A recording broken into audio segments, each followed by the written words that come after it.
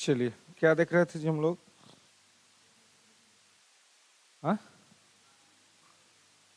Parliamentary activity, संसदीय कार्यवाही। हाँ,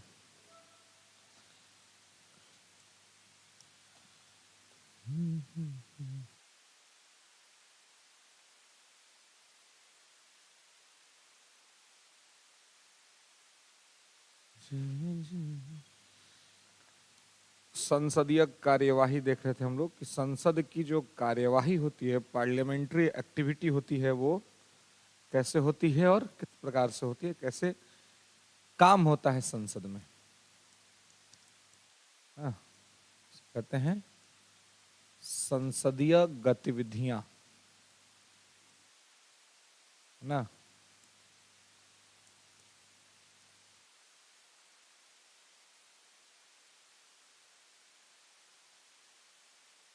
तो संसदीय गतिविधियों में, पार्लियामेंट्री एक्टिविटी में हमने बताया था कि सुबह के 11 AM से लेकर के शाम को 6 PM तक संसद में काम होता है। ये जनरल शेड्यूल है। कभी कभी रात को 10 बजे तक भी संसद चलता है ना। अगर कोई इंपॉर्टेंट बिल पर चर्चा हो रही है, बहस हो रही, तो वो लंबा खिंच जाता है। लेकिन सामान्य शेड्यूल है 11 से 6। स्टार्ट होने का टाइम 11 ही है, लेकिन लास्ट का सामान्य 6 है। कभी कभी कभी होता है ना कि भाई अगर अपना भी, अगर कहीं आप काम कर रहे हैं किसी ऑफिस में, उस दिन काम बढ़ गया तो क्या होता है, तो ना कहेंगे कि हम तुरंत निकल के जा रहे हैं, है ना, काम कंप्लीट करके जाना होगा। तो 11 से 6 PM का सामान्य सा शेड्यूल होता है संसद में। पहला शिफ्ट जो होता है वो 11 AM टू 1 PM, 11 बजे से 1 बजे तक का पहला शिफ्ट होता है, जो 2 घंटे का होता है। और दूसरा शिफ्ट होता है 2 PM टू 6 PM। ठीक है, 2 बजे से 6 बजे तक दूसरा शिफ्ट है और 11 बजे से 1 बजे तक पहला शिफ्ट है। ठीक है, अब देखिए, ये आप देखिएगा, ये जो पहला शिफ्ट है, इसको क्या कहते हैं? इसको कहते हैं, इसमें आप देखेंगे तो इसमें 2 चीजें होती हैं, है ना। एक होता है 11 AM टू 12 PM, 1 आवर्स का ये होता है, 1 घंटे का। तो इसको क्वेश्चन आवर बोलते हैं, है ना।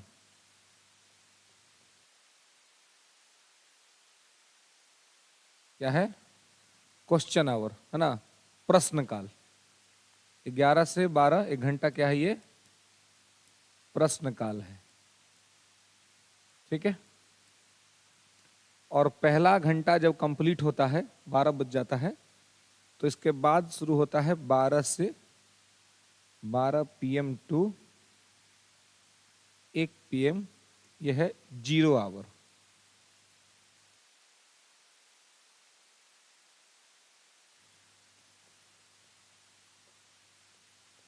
है ना, तो इसको कहते हैं शून्य काल। ठीक है, तो इन दोनों ही समय में सरकार से प्रश्न पूछा जाता है ना। सरकार से क्वेश्चन किया जाता है कि सरकार, कोई काम चल रहा है या कोई बात चीजें हुई हैं, तो उस पर सरकार से सवाल जवाब होता है। ठीक, अब देखिए कि सवाल जवाब की प्रकृति क्या होती है। तो पहला प्रश्नकाल और दूसरा शून्यकाल। इसमें 2 घंटे लगातार सरकार पर क्वेश्चन की बम्बार्डिंग होती है। लगातार इसका जवाब दीजिए, इसका जवाब दीजिए, इसका जवाब दीजिए। तो प्रश्न काल और शून्य काल में बेसिक डिफरेंस क्या है? क्वेश्चन तो दोनों में ही पूछा जाता है। प्रश्न काल में क्या होता है कि प्रश्न काल में 3 तरह के प्रश्न पूछे जाते हैं, और इसमें जो भी प्रश्न पूछा जाता है उस सरकार को पहले से पता होता है कि क्या क्वेश्चन आने वाला है। ठीक है, तो पहले से सरकार तैयारी करके रखती है कि सवाल आएगा, हम जवाब दे देंगे। 0 आवर में, शून्य काल में पता ही नहीं होता है कि सवाल क्या पूछा जाएगा, है ना, क्वेश्चन क्या पूछा जाएगा ये नहीं पता होता है। तो देश में तात्कालिक तौर पे घटने वाली किसी भी घटना के संबंध में यहां पर पूछा जा सकता है कि यह घटना क्यों घटी है, या what is the reason behind this, है ना। अगर कोई चीजें हो रही है तो इसके पीछे के कारण क्या है, मुख्य कारक क्या है, ये चीज, है ना। आप देखिएगा, अगर आप लोग मेंस का पेपर देखे हैं, लगा है कि जो पढ़ रहे हो काम का पढ़ रहे हैं, और जो मैं बताता हूं वो आराम से लिख सकते हैं आप। थोड़ा सा अगर मेमोरी ठीक रहे तो बीपीएससी मेंस आपको निकालने में दिक्कत नहीं होगा, जो मैंने पढ़ा दिया है उसके हिसाब से। अब देख लीजिए, जो बातें मैंने मूल ढांचा 200 बार आपको समझाया है। मूल ढांचा पहले क्वेश्चन है शॉर्ट नोटिस में, कि मूल ढांचा क्या है, उसका समीक्षा करिए, बताइए कि क्या होता है। कैसे केशवानंद भारती केस, गोलखनाथ केस, मैंने कितने बार आप लोगों को बताया है, ठीक है। इसके अलावे और भी जो भी प्रश्न हैं, पेपर है आप लोगों में से किसी के पास? हाँ, क्या निकलिए, आपके पास है? सेंड करो मुझे, नंबर लो 87095 42068।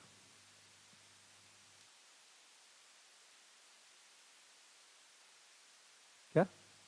हाँ लिख लीजिए, लेकिन मैसेज वो भेज रहा है, ठीक है, भेजिए।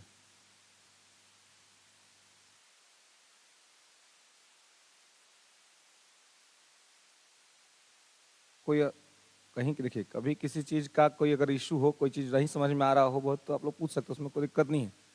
बहुत बार क्या होता है कि बहुत से लोग नंबर का गलत फायदा उठाने लगते हैं, है ना। अनर्गल मैसेज भी कर देता है कोई कोई, तो है ना, अनर्गल प्रलाप करना शुरू कर देगा। तो हम तो इलाज जानते हैं, लेकिन फिर सोचते हैं कि नहीं भाई,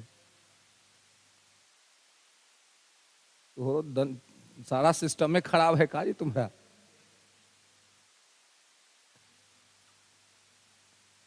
लखे हैं, रूम में है, कहाँ है घर? है ऊपर ही है, जय लेके जी, इसी में रहते हैं। हाँ, तो जो लोग यहाँ यहीं पे रहते हैं तो उनके लिए तो बड़ा सुविधा है जी, आराम से मुंह का नाक धो के उतरो, सीधे क्लास में घुस जाओ, फिर सीधे ऊपर चले जाओ, है ना। आप लोग भी एगो बॉयज होटल बनवा लीजिए, हॉस्टल इसी पर, इसके ऊपर में कहिए कि एगो बॉयज हॉस्टल बना दो। लेकिन बॉयज हॉस्टल बनेगा तो फिर दिक्कत हो जाएगा, बॉयज हॉस्टल में दिक्कत हो जाएगा ना जी, दिक्कत क्या होगा? लोग, आप बौद्ध धर्म जैन धर्म को देखिए, एंशिएंट हिस्ट्री में महात्मा बुद्ध ने कहा कि महिलाओं को प्रवेश नहीं दिया जाएगा बौद्ध धर्म में, है ना।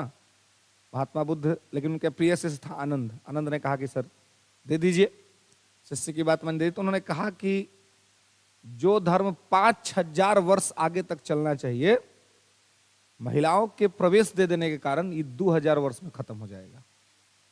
बात से अभी अभी इसका व्याख्या सुनो, तब समझ में आएगा क्या सही बोले। अभी व्याख्या सुनो इसका, इस बात का। अब इसका लोग गलत मतलब निकालते हैं कि बुद्ध महिलाओं को नहीं, मतलब सम्मान नहीं देते थे। बुद्ध महिलाओं को बहुत सम्मान देते थे। बुद्ध पुरुषों के व्यवहार से परिचित थे, जानते थे कि ये सब बेवकूफ है, ये सब नहीं मानेगा। तो सोचे कि ये नहीं मानेगा, इसलिए दूसरे को दूर कर देते हैं। और आप देख लीजिए कि बुद्ध का कहा हुआ सच भी हुआ।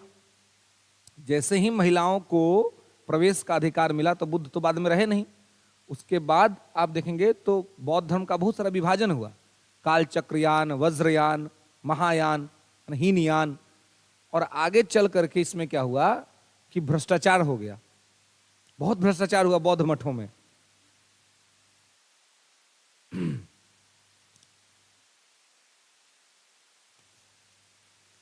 चलिए, ओ मंगलुआ तोरा से हम पेपर 2 तो दे दिलो हमरा पेपर 1 है? अच्छा दोनों है, हाँ बिल्कुल, चलिए दोनों है। चलिए, तो पेपर 2 का देखिए पहला ही क्वेश्चन है कि क्या संविधान से संबंधित मूल ढांचे के सिद्धांत का आलोचनात्मक मूल्यांकन कीजिए। Critically examine the basic structure theory regarding the Indian constitution. ये मैंने कितनी बार आप लोगों को बताया है ना, कि भाई बेसिक स्ट्रक्चर क्या होता है। मस्ती मजाक में ही बताया था, है ना, कि भाई बेसिक स्ट्रक्चर क्या है, कि भाई मूल ढांचा जो है सो वही रहेगा, बाकी थोड़ा बहुत आर्टिकल 368 के तहत अमेंडमेंट करके आप ये कर सकते हैं। आसानी से आप लोग इस क्वेश्चन को लिख सकते हैं, और आपको लिखना है इस क्वेश्चन को, ध्यान रखिएगा। इस क्वेश्चन को सब लोगों के पास हार्ड कॉपी में, सॉफ्ट कॉपी में तो होगा ही पेपर, नहीं होगा तो इनके पास है, लेके जेरॉक्स करा लीजिएगा, निकाल लीजिएगा, जेरॉक्स करा ही लीजिएगा, करा के इसको रख लीजिएगा घर में अपना ना। दूसरा क्वेश्चन है, क्या आर्थिक रूप से पिछड़े वर्ग हेतु आरक्षण तर्कसंगत है, टिप्पणी कीजिए। मैंने ये बात भी कितनी बार आप लोगों को बताया है कि भारत के संविधान में आरक्षण देने का आधार मुख्य तौर पर सामाजिक और आर्थिक पिछड़ा, सामाजिक और शैक्षणिक पिछड़ापन था। सोशली एंड एजुकेशनली बैकवर्डनेस के बेस पर रिजर्वेशन ग्रांट किया गया था, लेकिन ईडब्ल्यूएस आरक्षण इकोनॉमिक बेसिस पर दिया जा रहा है, आर्थिक आधार पर दिया जा रहा है। अभी पूछ रहा है कि क्या ये तर्क संगत है। तो जब दिया गया था, तब जब आरक्षण का कंसेप्ट आया था, तो आर्थिक और सामाजिक पिछड़ापन था, और भेदभाव सामाजिक और शैक्षणिक आधार पर ही होता था। अगर आप ऊंचा नीचा ये सब होता था, है ना, तो सामाजिक भेदभाव हुआ।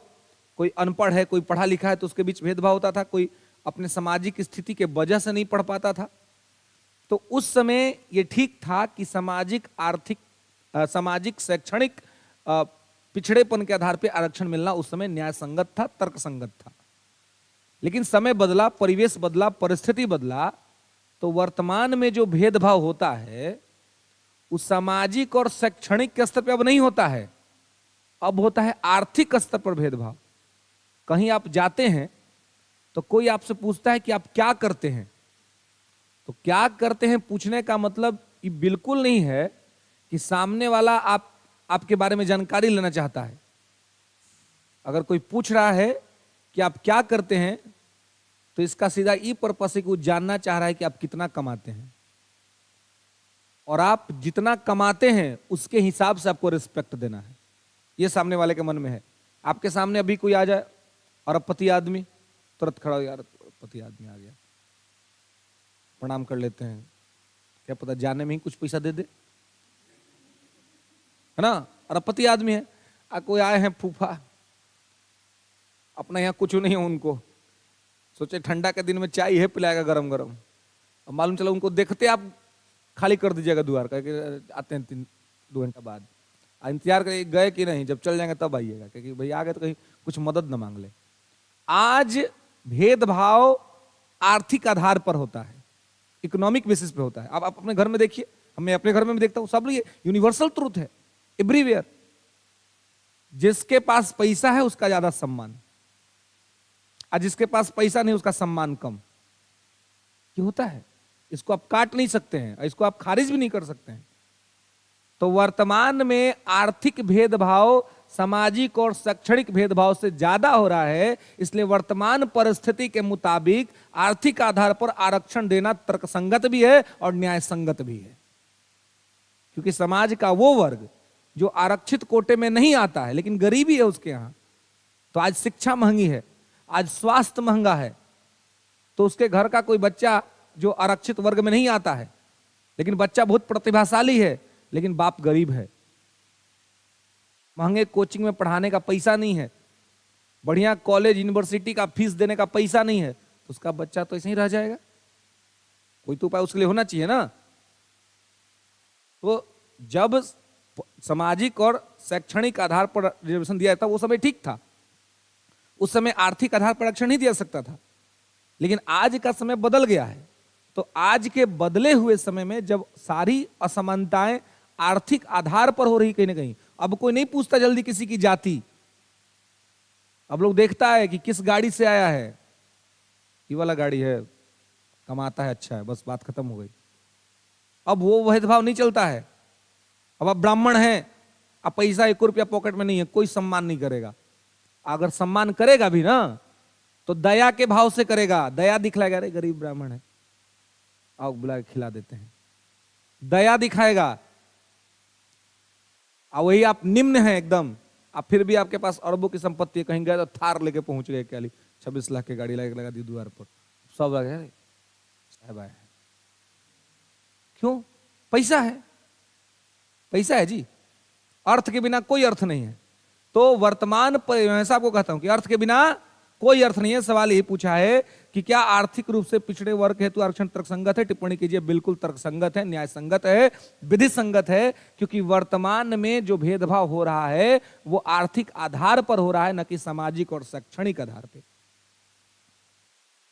आप आ जाइए, बन जाइए और जाके इंटरकास्ट इंटर रिलीजन मैरिज कर लीजिए, कोई बोलने नहीं आएगा आपको, कोई पूछने नहीं आएगा, और सब गांव का आदमी आके आपके यहाँ खाना खाएगा और कहेगा कि भाई बड़ा अच्छा प्रबंध किया था, बहुत बढ़िया किया था। क्यों? क्योंकि आप आईएएस हैं, आप पीसीएस हैं, आप अधिकारी बन गए, पता है कि कुछ विरोध करेगा तो उपाय कर दीजिएगा, कोई भेदभाव नहीं आपके साथ। वही गांव का कोई बेरोजगार या प्राइवेट नौकरी करने वाला लड़का इंटरकास्ट कर ले, इंटर रिलीजन कर ले, तो देखिए तो पूरा गांव उसका बाइकआउट कर देगा, कहेगा हम तुम्हारे यहां नहीं आएंगे खाने, तुम्हारे पीने। क्यों? ये भेदभाव किस स्तर का हो रहा है? आर्थिक कब हो रहा है? और वह अगर बढ़िया से रुपया कमैले है पूरा, अकेले गांव आएगा और कार्ड भेजेगा 200 रुपया वाला कार्ड सबके घर, अब कहेगा कि एकदम जो मन सो खाइए, हरियाणा, राजस्थान, बिहार, हर तरह का आइटम बनवा देगा, टेंट लगवा देगा, पूरा गांव आके खाएगा, कहेगा जो भी है पैसा खूब कमाता है, भेदभाव खत्म। मतलब सर्व पाप लक्ष्मी हरे, यह हमारा सनातन सदियों से कहते आ रहा है कि अगर एक लक्ष्मी आपके पास भरपूर मात्रा में है तो सब खत्म हो जाएगा। इसलिए वर्तमान परिस्थिति में आरक्षण आर्थिक आधार पर देना तर्कसंगत है। हाँ, लेकिन यह भी ध्यान रखना है कि आरक्षण एक दवा है और दवा निरंतर नहीं चलाया जा सकता है। दवा का एक डोज होता है, दवा का एक समय सीमा होता है, तो समय सीमा के अंतर्गत ही इसको देना चाहिए, अन्यथा अगर ये हमेशा के लिए रहेगा तो फिर ये ठीक बात नहीं है। लेकिन वर्तमान परिस्थिति के हिसाब से ये ठीक है, कहीं कोई दिक्कत नहीं है। हाँ,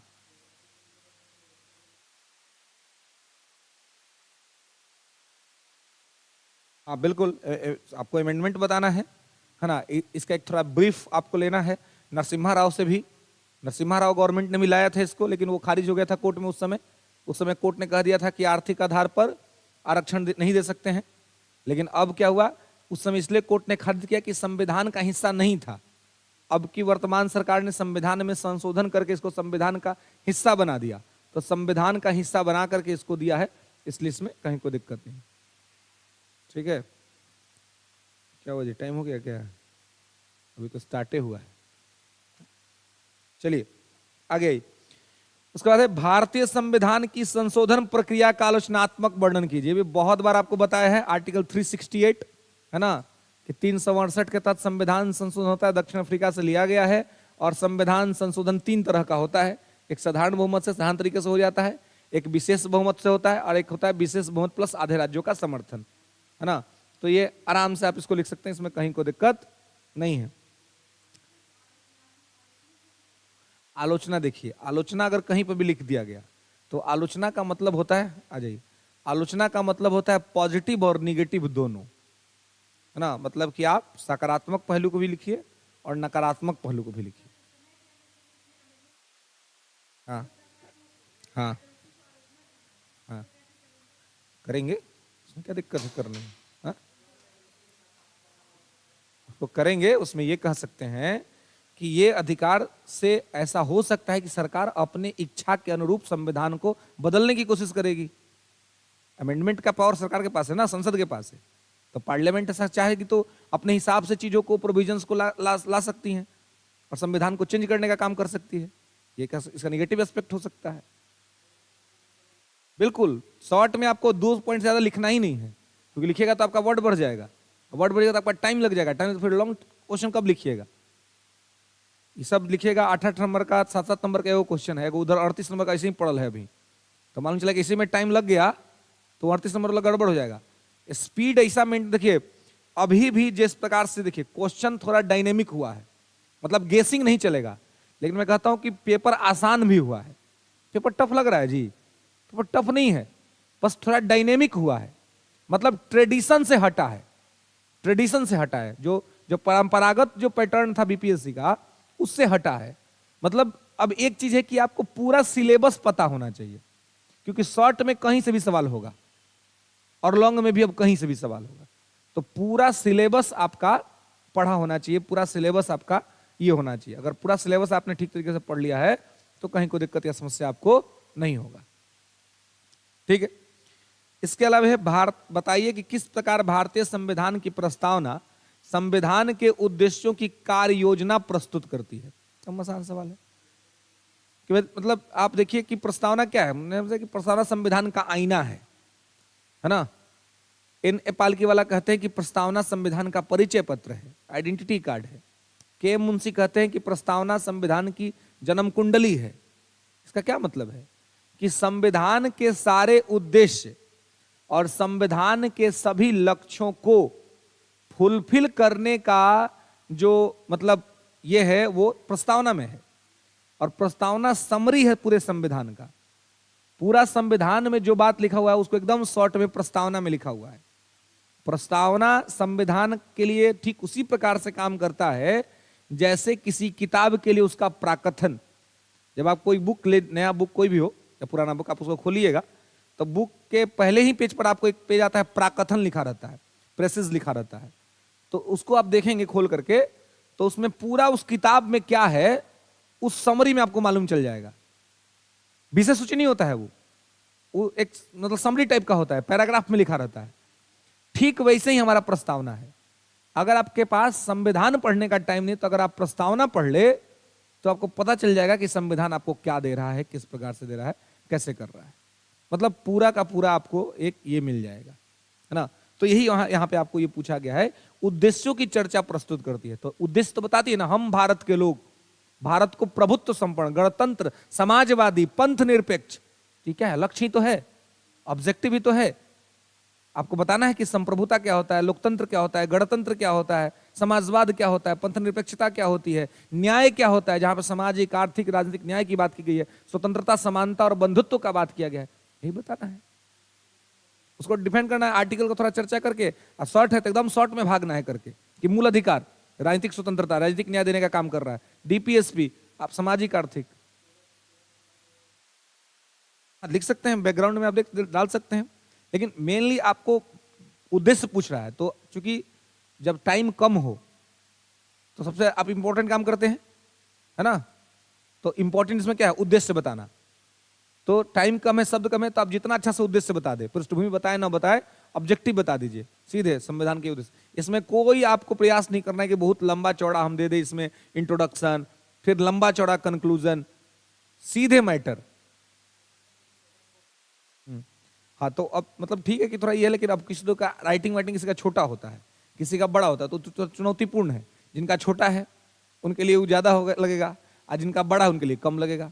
तो बहुत मतलब एक मापन के तौर पे आपको अपने हैंड राइटिंग को भी यूज करना होगा। हाँ बिल्कुल, डायग्राम बना देंगे तो अच्छा बात है, डायग्राम पे तो हाँ बिल्कुल बिल्कुल, डायग्राम बना दे तो उसका ज्यादा फायदा होगा, डायग्राम का ज्यादा फायदा होगा। हाँ क्या आते हैं ये भी और क्वेश्चन इसमें और क्वेश्चन है कि जातीय जनगणना किस प्रकार से बिहार की राजनीति को प्रभावित करेगी, इसका वर्णन कीजिए। कास्ट सेंसस, इसे बहुत बार हम लोगों ने बात किया है ना, कि कास्ट सेंसस जो है उसका क्या नहीं है। तो देखिए ये पूछ रहा है किस प्रकार से बिहार की राजनीति को प्रभावित करेगी, इसका वर्णन कीजिए। तो अब है कि इसमें दो पक्ष है, एक जातिगत जनगणना के समर्थक पक्ष है, एक जातिगत जनगणना के विरोधी पक्ष है ना। एक आलोचक है और एक समर्थक है। समर्थकों का मानना है कि ये बहुत अच्छा है, आलोचकों का मानना है कि ये ठीक नहीं है ना। इससे राजनीति में भेदभाव होगा और समाज का बंटवारा होगा, जाति के आधार पर समाज का विभाजन हो जाएगा और ये ठीक ये नहीं हो पाएगा। लेकिन आप अगर देखें तो जातिगत जनगणना आवश्यक चीज था, सही चीज था, ये होना चाहिए था। As a student, as a civil aspirant आप अगर देखें, क्योंकि हमारे स्टेट के अंदर या देश में जो रिजर्वेशन दिया जाता है वो जाति के आधार पर दिया जाता है। अब मान लीजिए कि आपके घर में कोई फंक्शन है और आपको पता ही नहीं है कि कितना लोग आने वाले हैं, तो आपका एस्टीमेट अच्छा होगा कि खराब होगा? कुछ भी हो सकता है, बर्बाद हो जाएगा खाना या घट जाएगा खाना। ठीक उसी प्रकार से अगर देश में ओबीसी वर्ग को उनकी जाति के आधार पर आरक्षण मिल रहा है और देश को पता ही नहीं है कि ओबीसी की संख्या क्या है, देश को पता ही नहीं कि एससी एसटी की संख्या क्या है, तो किसको दे रहे हैं आप, कहां दे रहे हैं आप और क्या कर रहे हैं? इसलिए तो पॉजिटिव रिजल्ट आज तक नहीं आया। 1931 के जातीय जनगणना के आधार पर 1989 में ओबीसी आरक्षण लागू हुआ। समझिए उस समय ही कितना भ्रामक डाटा रहा होगा, क्योंकि 31 में ही हुआ था, आजादी से पहले, और उसके बाद जाति के आधार पर ही दिया जा रहा था, और फिर अभी तक जातिगत जनगणना नहीं हुआ था। तो जातिगत जनगणना जरूरी था, आवश्यक था, ताकि जो नीडी लोग हैं, जो जिनके पास सही में आरक्षण की आवश्यकता है, उनके पास सरकार पहुंच सके और उनका विकास हो सके, जरूरी था। हाँ, लेकिन अगर इस उद्देश्य के साथ किया गया है तो बहुत अच्छा चीज है, लेकिन अगर उद्देश्य यह है कि जातिगत जनगणना इसलिए कराया जाए ताकि चुनावी फायदा होगा, तो गलत है, यह ठीक बात नहीं है। और चूंकि हमारे स्टेट में जातियों का इंपैक्ट तो राजनीति पे होता ही, जाति का भी होता है, धर्म का भी होता है, तो इससे मतलब दो राय नहीं है कि इसका राजनीति पर इंपैक्ट नहीं पड़ेगा, बिल्कुल पड़ेगा। पॉलिटिक्स पर इसका इंपैक्ट पड़ेगा ही पड़ेगा, ना पड़े ऐसा हो ही नहीं सकता। हाँ, लेकिन अब इसके भी सकारात्मक और नकारात्मक दोनों पहलू हो सकते हैं। अब जो सरकार है वो अगर ध्यान दे कि भाई कौन सी जातियां पिछड़ी हुई हैं, उनके लिए अगर सकारात्मक तरीके से सही उद्देश्य से काम करे तो अच्छा हो जाएगा। लेकिन अगर सरकार में जो बैठे हो सोचे कि नहीं हम अपनी जाति के लिए काम करें, इस जाति की संख्या चूंकि ज्यादा है तो इनका वोटिंग इंपैक्ट ज्यादा होगा, इसलिए हम इनको प्रमोट करें, अगर इस तरह के थीम पे काम करेगी सरकार तो ये नकारात्मक हो जाएगा। तो इसका इंपैक्ट तो दोनों होगा, पॉजिटिव भी होगा, निगेटिव भी होगा, लेकिन सरकार जो सत्ता में है, जो काम कर रही है, उसको इस बात का ध्यान रखना होगा कि वो ऐसा काम करे कि पॉजिटिव रिस्पॉन्स मिले, निगेटिव रिस्पॉन्स ना मिले। तो कास्ट सेंसस के दोनों ही अपने अपने पहलू हैं, ठीक है। इसके बाद आप देखिए, अब लॉन्ग क्वेश्चन जो है,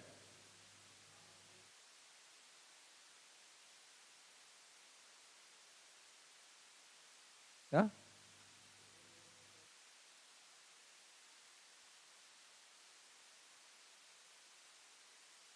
हाँ हाँ, तो सही मानसिकता के साथ अगर इसको लागू किया तो ये तो सकारात्मक है ही, तुमने कहा ये तो पॉजिटिव है ही। लेकिन अब है कि सरकार ही अगर इसको गलत तरीके से इंप्लीमेंट करने का कोशिश करेगी या गलत व्याख्या करने की कोशिश करेगी तो वो ठीक नहीं है। चुनाव के टाइम आ रहा है, अगर जाके कुछ लोग कहे कि इस जाति की संख्या बढ़ी हुई है तो ये इनके कैंडिडेट होने चाहिए, तो वो फिर ठीक बात नहीं होगा, क्योंकि जनगणना या जनसंख्या के आधार पर हमारा प्रतिनिधि नहीं चुना जाना चाहिए। हमारा प्रतिनिधि योग्यता के आधार पर चुना जाना चाहिए कि योग्य कौन है, चाहे वो किसी भी जाति का हो, चाहे वो किसी भी धर्म का हो, और इसी को प्रायोरिटी देना चाहिए सरकार को और व्यवस्था को। और बाकी जातिगत जनगणना का प्रयोग इस संदर्भ में करना चाहिए कि जो जातियां पिछड़ी हुई हैं उनको संसाधनों का लाभ पहुंचा दिया जाए, ताकि वो अपलिफ्ट हो जाए, वो आगे बढ़ जाए। ये ऑब्जेक्टिव होना चाहिए। तो सकारात्मक तो है ही, नकारात्मक कहाँ है? लेकिन अब है कि इसको इंप्लीमेंट करने का जो ऑब्जेक्टिव होगा उसको ठीक तरीके से काम करना हो। अब देखिए, जो लॉन्ग क्वेश्चन है तो उसमें ये क्वेश्चन पे हमेशा मैं चर्चा करता हूं आपको, प्रधानमंत्री और राष्ट्रपति एकदम वही संबंध पूछे हुए हैं कि भारतीय संवैधानिक पाठ के अनुसार राष्ट्रपति प्रधानमंत्री के बीच संस्थागत संबंध पर चर्चा कीजिए, वर्तमान संदर्भ में उनकी बदलती भूमिका पर चर्चा कीजिए। थोड़ा करंट को भी रिलेट किया है। मैंने हमेशा कहा है कि आप प्रधानमंत्री और राष्ट्रपति का संबंध देखना है तो आर्टिकल 53 और आर्टिकल 74 दोनों को जोड़ के देख लीजिए, तो दोनों का महत्व समझ में आ जाएगा। वही पूछ रहा है दूसरा लाइन इसका है, दूसरा डिमांड है कि वर्तमान में उनकी बदलती भूमिका पर चर्चा कीजिए। वर्तमान में क्या भूमिका बदलेगी भाई? तो आप देखेंगे कि वर्तमान में एक घटनाक्रम चर्चा में रहा था कि नया संसद भवन का जब ये किया गया, फीता काटा गया और प्रवेश किया गया, तो वहां पर राष्ट्रपति महोदय को नहीं बुलाया गया और वो चीफ गेस्ट नहीं थी वहां पे, है ना। तो ये बहुत बड़े स्तर पे ये मुद्दा बना था। तो सीधे वही घटना को कनेक्ट करने का काम किया गया है? हाँ, दिखा रहा है निगेटिव, लेकिन अब आपको अपने राइटिंग शैली से इसको पॉजिटिव बनाना है, लेखन शैली से आपको बताना है कि ऐसी घटनाएं घटी, इस पर वाद विवाद भी हुआ, लेकिन हमें यह ध्यान रखना होगा कि भारत के कार्यपालिका का प्रमुख भारत का प्रधानमंत्री होता है और राष्ट्रपति और प्रधानमंत्री जो है वो एक दोनों ही कार्यपालिका के प्रमुख है, एक नाम मात्र का और एक वास्तविक। और वास्तविक जो प्रमुख है वो जनता के द्वारा सीधे चुना गया है। तो ऐसे में लोकतंत्र में जनता के द्वारा निर्वाचित प्रतिनिधि को शक्ति ज्यादा होती है और वो लोकप्रिय ज्यादा होता है। तो संसद के जो है वो इनॉर्गेशन का मैटर था, तो ऐसे में प्रधानमंत्री कहां उपस्थित होना, राष्ट्रपति का वहां नहीं आना, ये इसको राजनीतिक दृष्टि से न देख करके इसको कार्यकारी दृष्टि से देखा जाना चाहिए कि भाई जिसको पर रिस्पॉन्सिबिलिटी थी उसने काम को पूरा किया। और राष्ट्रपति तो है ही, ऑनर उनको सम्मान है, और ऐसे भी पार्लियामेंट में भी वो हमेशा नहीं आती है ना। मगर राष्ट्रपति का क्या है कि राष्ट्रपति का टाइमिंग है पार्लियामेंट आने का, हमेशा नहीं आते। तो ऐसे में एक आध इन घटनाओं के वजह से हम ये कह दे कि भूमिका बदल रही है या पद की का प्रतिष्ठा कम हो रहा है, तो ऐसा बिल्कुल नहीं है। ना पद की प्रतिष्ठा कम हो रही है, ना भूमिकाएं बदल रही है। संविधान के द्वारा स्थापित प्रक्रिया के अनुकूल राष्ट्रपति अपना काम कर रही हैं, प्रधानमंत्री अपना काम कर रहे हैं।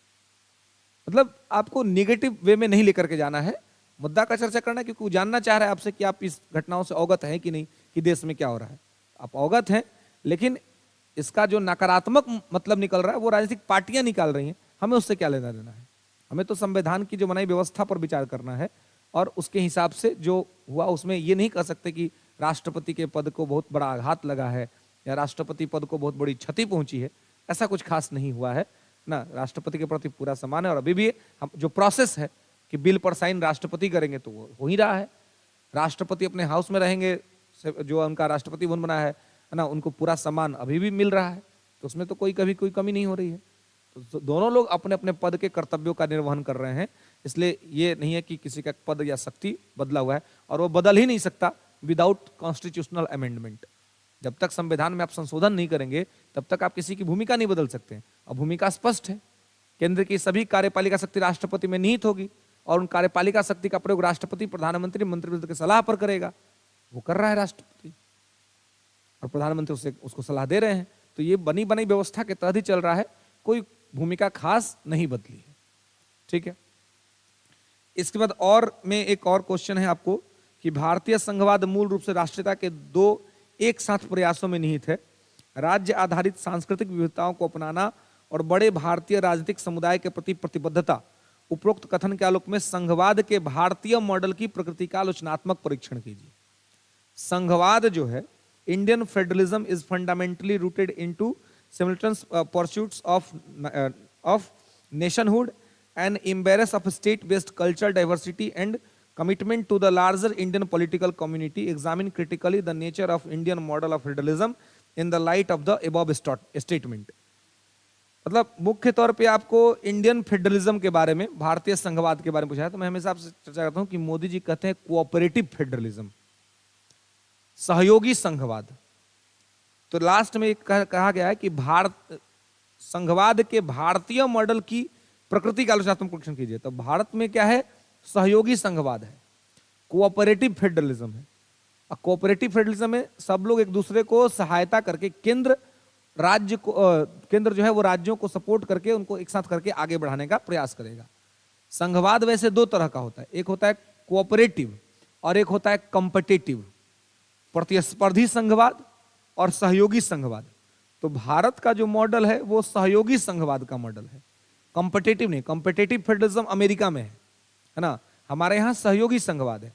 तो हम चाहते हैं कि केंद्र और राज्य दोनों मिल करके विकास का रास्ता तय करें, दोनों मिल करके विकास के रास्ते को लेकर के आगे बढ़े, ये हमारा ऑब्जेक्टिव है और हम उसी ऑब्जेक्टिव पे अपना काम करते हैं।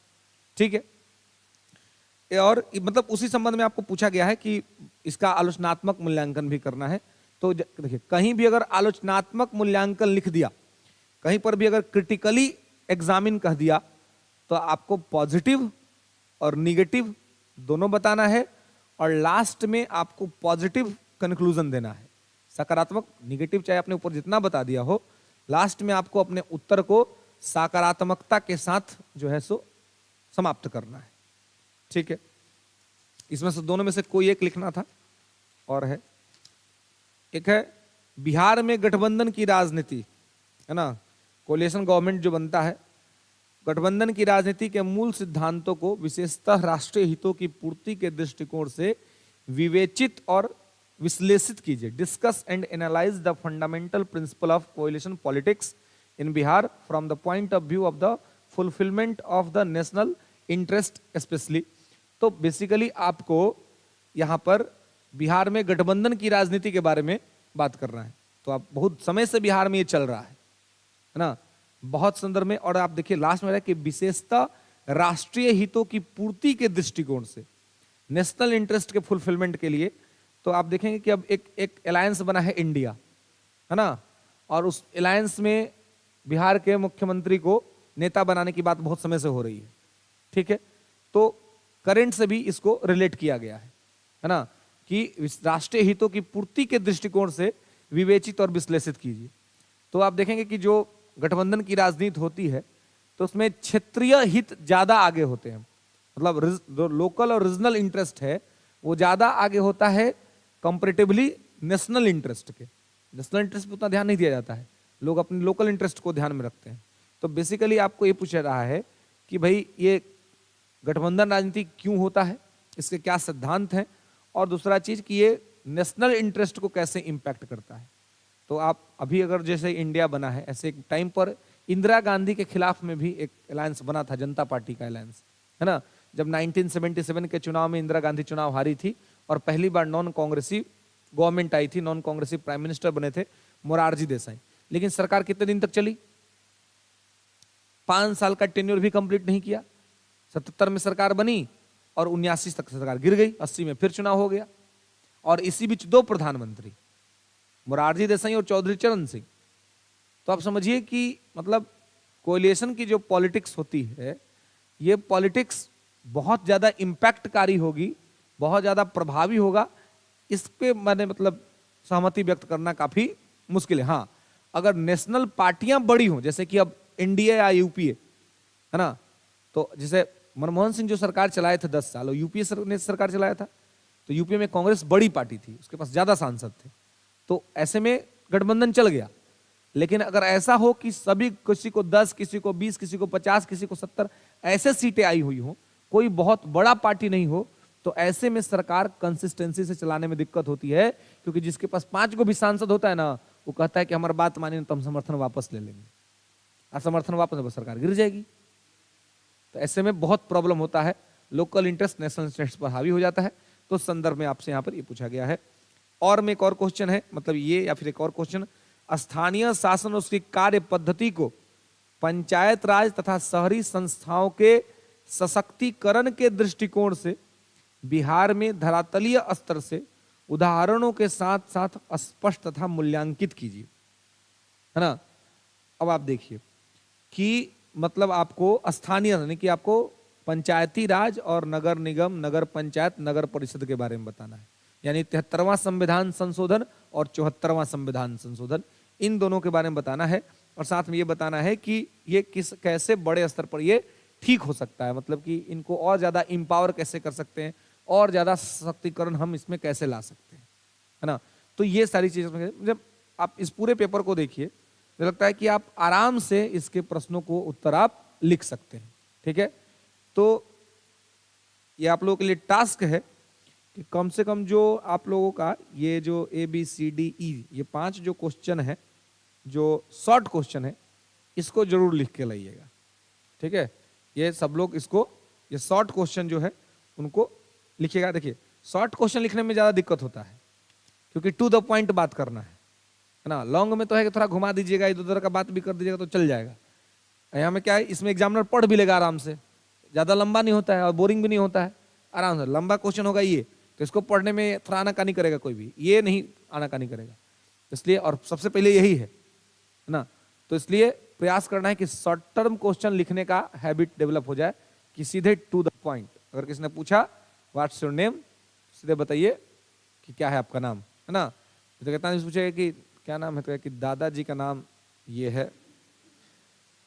दादाजी मेरे यहाँ रहते थे, फिर उनका वहां से ट्रांसफर हो गया, तो मेरे पिताजी का नाम ये है, अब पिताजी वहीं रहते हैं। पिताजी का इस वर्ष में शादी हुआ था, उस वर्ष के बाद इस वर्ष में मेरा जन्म हुआ, है ना। तो फिर मेरा कुंडली दिखाया गया, तो फिर पंडित जी ने रास का नाम एक सुझाया था, तो रास का नाम ये था। पुकार का नाम गांव में लोग ये कहते हैं, लेकिन हमारा जो ओरिजिनल नाम है वो ये है। सामने वाला पागल हो जाएगा कि नहीं, कि अरे यार हम पूछे क्या थे, हाँ तुम बता काका दिया हमको है। हाँ, और ये अगर लॉन्ग टर्म सीधे कहे कि आप अपना परिचय दीजिए, दीजिए फिर परिचय, फिर बताइए सारा बात, कोई दिक्कत नहीं है। लेकिन जब सीधे कह रहा है कि नाम बताइए तो नाम बताइए, है ना। तो शॉर्ट क्वेश्चन है, सीधे आपसे लिखा ही है लघु उत्तर, है ना। Right short answer of the following question, है ना। शॉर्ट आंसर करना है, तो शॉर्ट आंसर्स को इसमें आपको करना है, ठीक है। ज्योग्राफी के भी जो क्वेश्चन है पार्ट 2, देखिए इस बार अच्छी बात क्या हुई, ज्योग्राफी को समेटा। पहले ज्योग्राफी पूछबे नहीं करता था, पहले इकोनॉमी पूछता था, इकोनॉमी से जो ज्योग्राफी कनेक्ट होता था वही पूछता था। इस बार प्रॉपर ज्योग्राफी पूछा है ना। मानसून तंत्र की क्रियाविधि और विशेषताओं का विश्लेषण कीजिए, एकदम परंपरागत क्वेश्चन है, ट्रेडिशनल क्वेश्चन है ना। एकदम एनसीईआरटी उठाइए, 11 क्लास 12 क्लास की, आराम से इसका आंसर मिल जाएगा। एकदम ट्रेडिशनल क्वेश्चन में कुछ नया नहीं है। भारत में ऊर्जा के स्रोत क्या है, ये थोड़ा करंट से जुड़ेगा। क्या ये घरेलू मांग की पूर्ति के लिए पर्याप्त है? भारत के संभावित वैकल्पिक ऊर्जा के स्रोत क्या है, समीक्षात्मक वर्णन कीजिए, है ना, विवरण कीजिए। तो ये ट्रेडिशनल और करंट का मिक्सचर है ना। करंट अफेयर्स को ठीक से पढ़ेंगे तो आराम से इसको कर लेंगे। हाँ क्या, हाँ हाँ, यहां पर तो सबके बारे में आपको 2 लाइन बताना है। आपको बताना है ऊर्जा के स्रोत क्या है, सीधे 2 पॉइंट में। फिर बताना है घरेलू मांग की पूर्ति के लिए पर्याप्त है कि नहीं है ना। ये 1 लाइन में हो जाएगा क्लियर। उसके बाद भारत के लिए संभावित ऊर्जा के स्रोत 2 पॉइंट में, और उसको समीक्षात्मक नहीं, थोड़ा सा उसका पॉजिटिव निगेटिव बता देना है। एकदम लिमिट में आपको 2-2 लाइन 3-3 लाइन में बात को खत्म करते हुए इसमें बढ़ना है। टाइम का भी ख्याल रखना है और शब्द का भी, क्योंकि यहाँ अगर टाइम ज्यादा गया तो उधर लॉन्ग क्वेश्चन ही बचा हुआ है, 38 नंबर लेके आएगा अकेले, है ना, दिक्कत हो जाएगा। है नंबर आपके राइटिंग पर डिपेंड करता है ना, किस में ज्यादा मिलेगा। जैसे कि अब शॉर्ट में हो गया कि टोटल मिला के 38 नंबर है, 5 को मिला के 38, एगो अकेले ही 38 नंबर का सवाल है आपका, है ना। तो अब है कि लिखना आपको सब है, इन्हें सोचना है कि शॉर्ट छोड़ देंगे। लिखना आपको सब है, शॉर्ट बिल्कुल नहीं छोड़ना है, ना लॉन्ग छोड़ना है। अगर आप छोड़ दिए तो रिजल्ट छोड़ दिए मेंस में, अगर आप क्वेश्चन छोड़ दिए तो। इसलिए क्वेश्चन लिख देना है, कुछ भी अगर नहीं आता है तो भी लिख देना बढ़िया से, बस हैंडराइटिंग बनता हो, डाटा वाटा पाई वाई खींच दिया, मैप बना दिया, कुछ कर दिया, हो जाता है काम, है ना।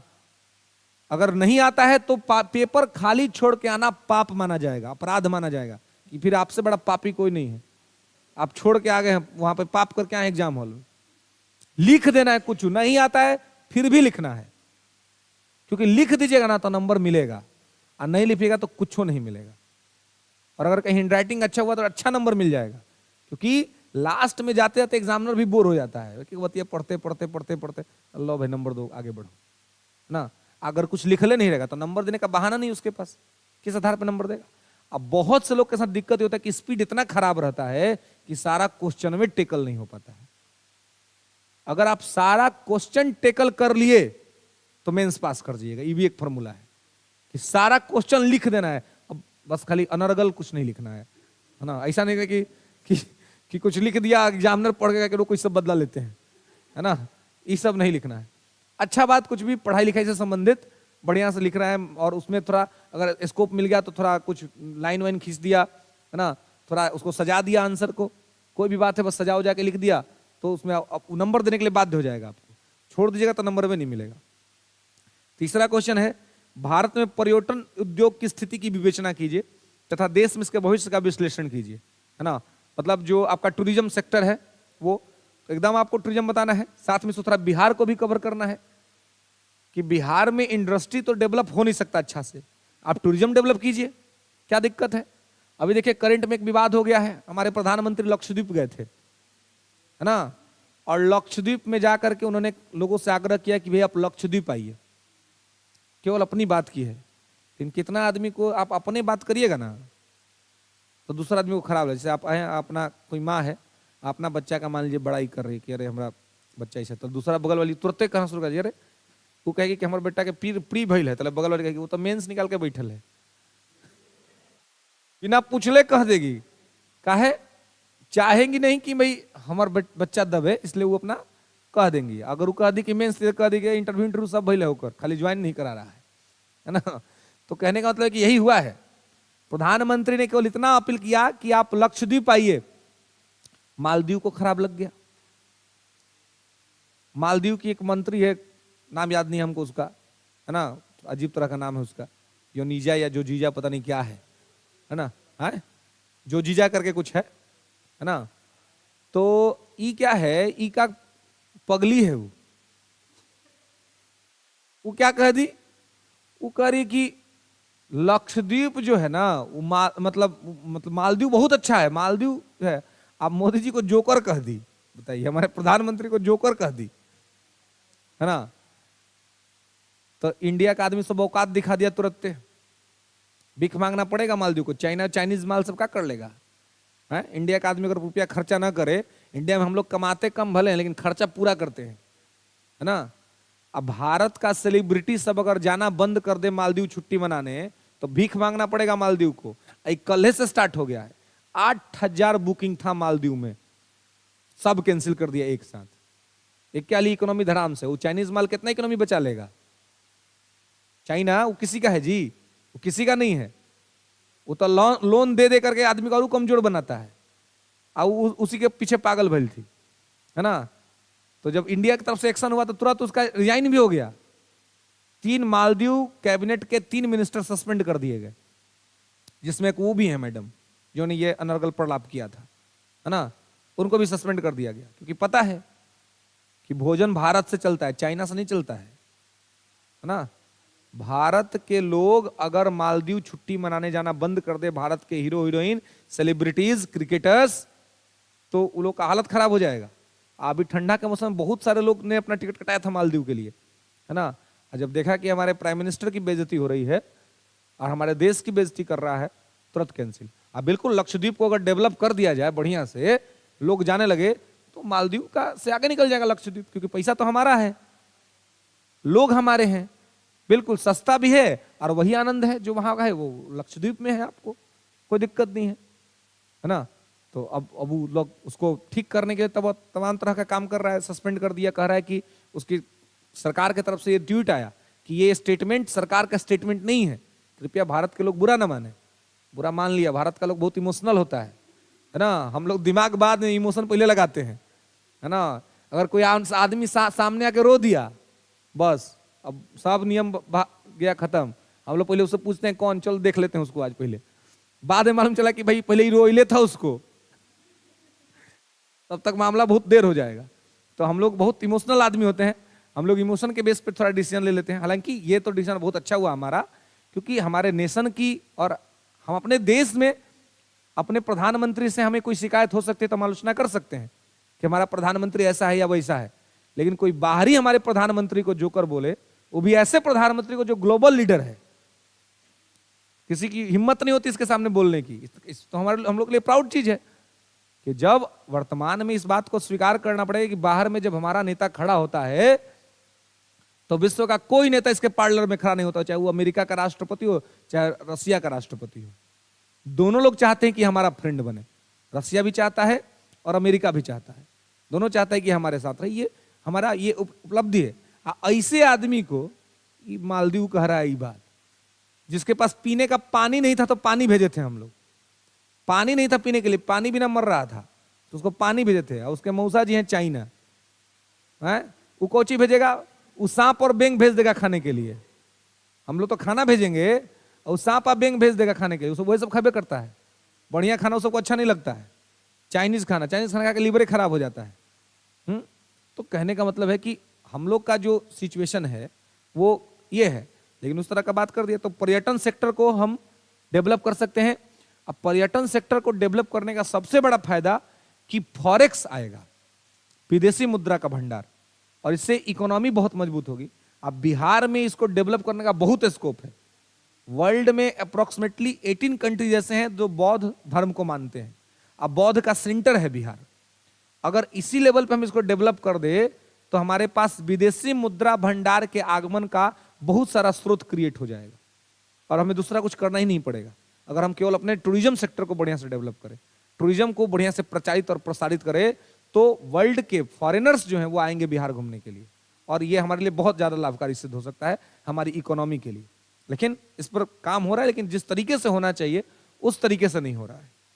बिहार में अनुसूचित जाति और जनजाति जनसंख्या के वितरण का वर्णन कीजिए तथा इनकी सामाजिक आर्थिक दशाओं के स्तरों पर टिप्पणी कीजिए। तो यहां पर भी आप देखिए ये कनेक्ट हो जाएगा आपको सेंसस से। सेंसस का डाटा रिलीज हुआ ही है, SC ST का डाटा मिल जाएगा वहां से, और उसी को वितरण को आपको आराम से बता देना है। मतलब करंट से ही ओरिएंटेड ये क्वेश्चन है, क्योंकि बिहार में तो अभी ये सारी चीजें हुई हैं। और ये भी एकदम ट्रेडिशनल क्वेश्चन, NCERT में इसका आंसर है। भारत को प्रमुख भौतिक विभागों में विभाजित कीजिए तथा उस प्रदेश का वर्णन कीजिए जिसमें बिहार राज्य की भूमि सम्मिलित है ना। तो जो फिजिकल डिवीजन है इंडिया का, उस फिजिकल डिवीजन का के बारे में बताना है। अब बिहार को बताने कि बिहार भारत के किस फिजिकल डिवीजन में आता है, बस बिल्कुल मैप बना करके दिखा दीजिए और पांचों डिवीजन का नाम बता दीजिए, और किस नाम के अंदर में शामिल उसको बता के बात खत्म कर देना है। मतलब ट्रेडिशनल क्वेश्चन है, कोई नया या इधर का क्वेश्चन नहीं पूछा गया है। इसके अलावा जो लॉन्ग है कि बिहार की जलवायु को प्रभावित करने वाले कारकों की व्याख्या कीजिए, एकदम ट्रेडिशनल क्वेश्चन है। राज्य में कृषि जलवायु क्षेत्र एग्रो क्लाइमेट जोन को किस प्रकार से एवं कितने भागों में विभाजित किया गया है, यहाँ साल के कितने मौसम पाए जाते हैं, इन मौसमों के कृषि पर प्रभाव की विवेचना कीजिए। एकदम ट्रेडिशनल क्वेश्चन, पूरा आपको जो है सो परंपरागत प्रश्न है, कोई करंट का वैसा एंगल इसमें नहीं है। या फिर आप लिख सकते हैं भारत में जनसंख्या निदेशालय द्वारा शहरों का वर्गीकरण किस प्रकार किया गया है, विभिन्न प्रकार से वर्गीकृत शहरों की 2011 के जनगणना के अनुसार कुल आबादी एवं उनकी वृद्धि दर एवं राज्य में कार्यशील जनसंख्या की प्रवृत्ति पर प्रकाश डालिए। ये थोड़ा करंट ओरिएंटेड है, आप वर्तमान से इसको कनेक्ट कर सकते हैं और 2011 के जनगणना के डाटा से। तो ये दिक्कत हो सकता है इसको लिखने में, क्योंकि डाटा याद ना हो 11 का। तो अच्छा है कि बिहार की जलवायु ट्रेडिशनल क्वेश्चन है, आराम से इसको लिख के निकल सकते हैं, कोई दिक्कत नहीं है। इसके बाद है जो इकोनॉमी सेक्शन का क्वेश्चन है कि भारतीय नियोजन के संबंध में अर्थशास्त्र के ट्रिकल डाउन सिद्धांत, एकदम किताबी क्वेश्चन है, ट्रिकल डाउन थियरी इकोनॉमी में पढ़ना है आपको। ट्रिकल डाउन सिद्धांत, इसके प्रमुख तत्व, लाभ, सीमाओं और आलोचना को स्पष्ट कीजिए। ट्रिकल डाउन थियरी इकोनॉमी आप पढ़ेंगे, NCERT भी 11-12 क्लास की पढ़ेंगे, या फिर आप रमेश सिंह की इकोनॉमी पढ़ लीजिएगा, या अगर हिंदी मीडियम है तो लाल एंड लाल की इकोनॉमी पढ़िएगा एकदम। राजीव वर्मा पढ़ सकते हैं, लेकिन राजीव वर्मा के बारे में तो मैं मतलब नहीं ये किया, इसलिए मैं कुछ नहीं कर सकता। लेकिन हाँ, हिंदी मीडियम में लाल एंड लाल एक अच्छी किताब है इकोनॉमी की, ठीक है। और हिंदी मीडियम में इंग्लिश में रमेश सिंह, है ना। रमेश सिंह की भी किताब बहुत बेहतरीन किताब है। रमेश सिंह की किताब थोड़ी बड़ी और मोटी होती है, देख के थोड़ा डर लगता है, एक इकोनॉमी ऊपर से मोटा, है ना। तो ये थोड़ा खतरनाक कॉम्बिनेशन हो जाता है दोनों, है ना। इकोनॉमी मतलब एक होता है ना, गाँव में किस्सा कहता है कि एक तो गौरा अपने गोर ऊपर अली कमरी ओढ़, है ना। मान लीजिए कि एक कमेंट है ना, जैसे आपका निबंध आता है सब कमेंट पर, अभी फिर आया इस बार, है ना, तो आ भी सकता है। तो अब क्या होता है कि एक तो गौरा अपनी गोर, मतलब इसमें कहना है कि मतलब एक तो जो दुल्हन है वो तो खुद ही काली है, ठीक है, ऊपर से काला कंबल ओढ़ के आ गई।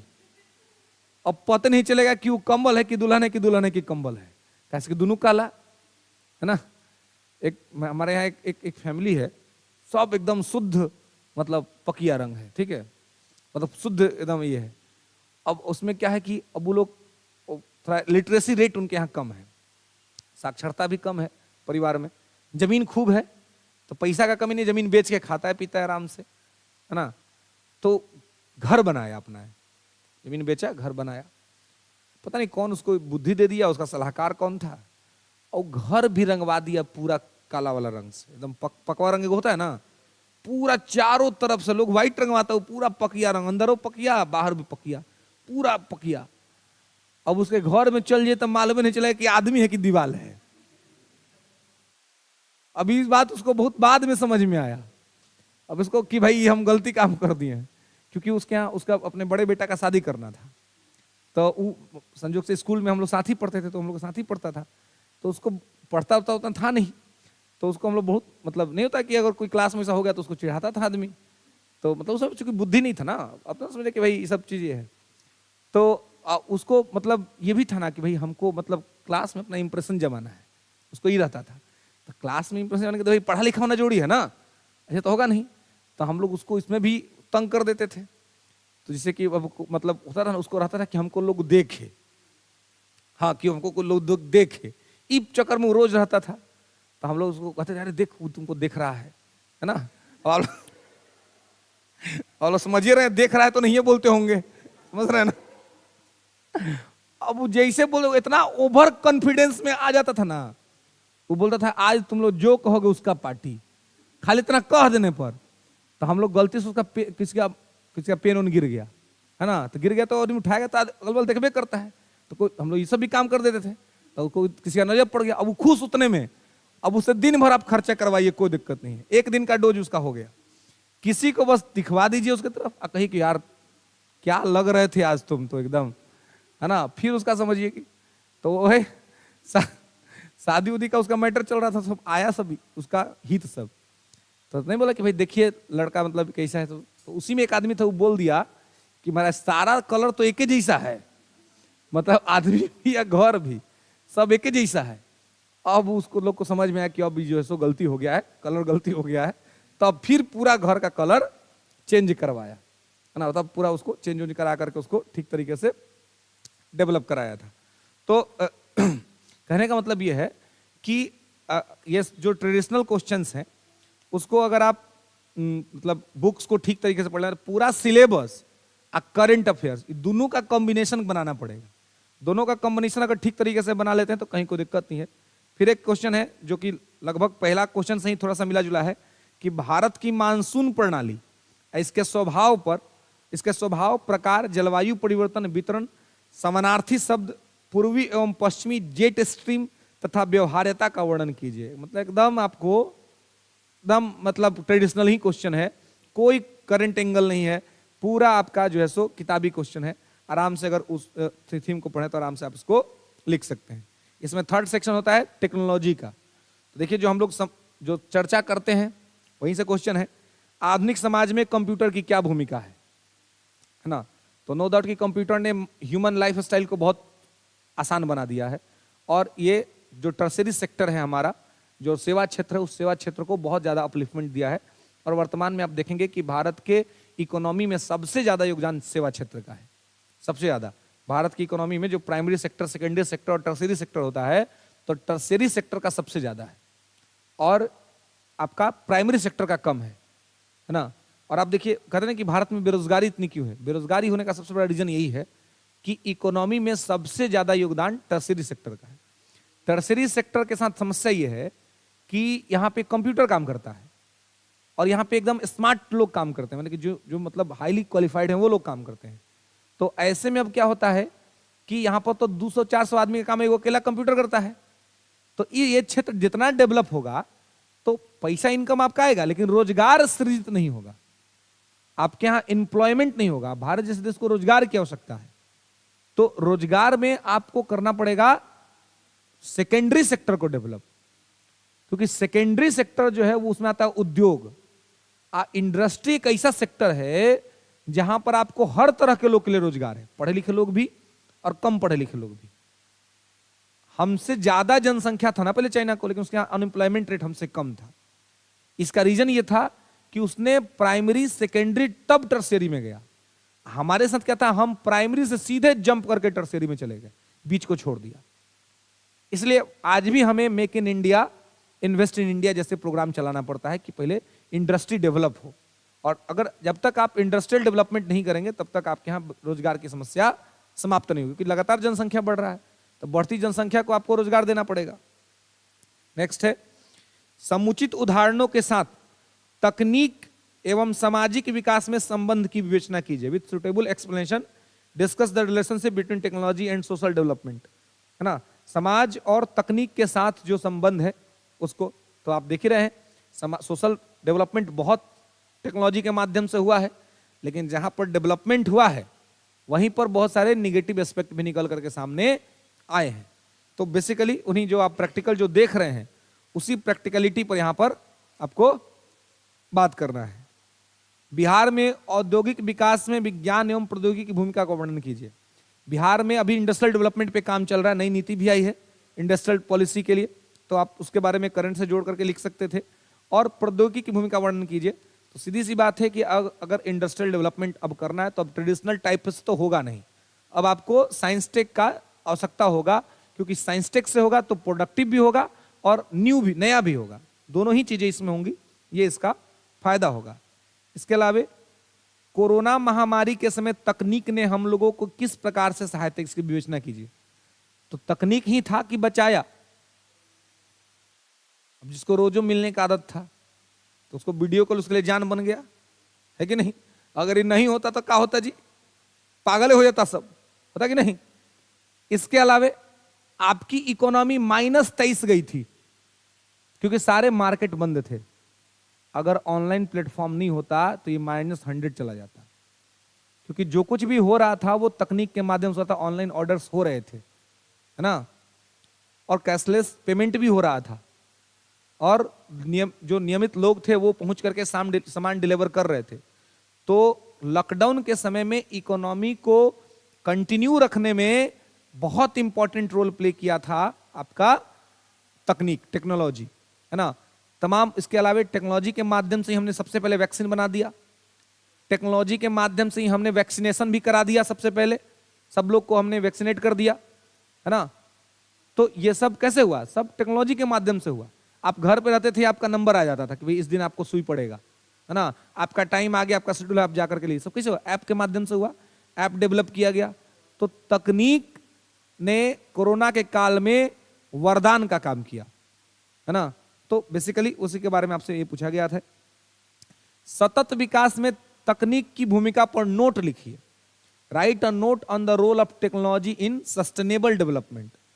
सतत विकास क्या होता है जी, सतत विकास जानते हैं क्या होता है, हाँ क्या 17 को विकास होता है,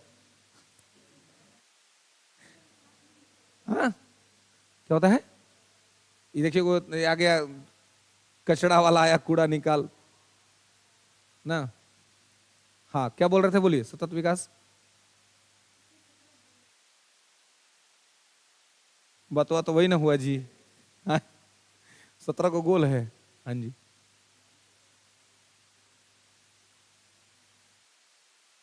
बिल्कुल गुड।